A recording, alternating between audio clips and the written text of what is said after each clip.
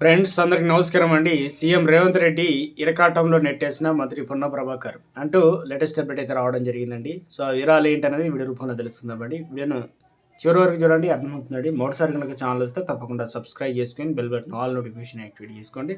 అదేవిధంగా లైక్ చేయడం మర్చిపోతున్నారండి, దయచేసి లైక్ చేయండి. ఇక లేట్ చేయకుండా వివరాలకి అయితే వెళ్ళిపోదామండి.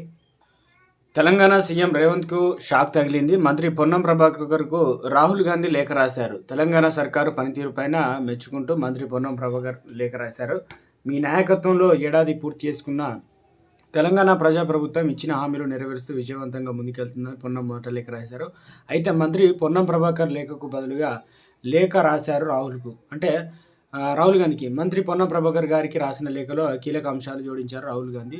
కాంగ్రెస్ పార్టీ హామీలు నెరవేర్చే దిశగా ముందుకు సాగిస్తున్న తెలంగాణ ప్రభుత్వానికి అభినందనలు తెలియజేస్తూ రాహుల్ గాంధీ ఇక ఏదైతే రవాణా శాఖ మంత్రి వెనుకబడిన తరగతుల సంక్షేమ శాఖ చేపట్టిన కార్యక్రమాలు నేను అభినందిస్తున్నానని మెచ్చుకున్నారు. నేను తెలంగాణ ప్రభుత్వానికి నా శుభాకాంక్షలు తెలియజేస్తున్నానని తెలిపారు రాహుల్ గాంధీ.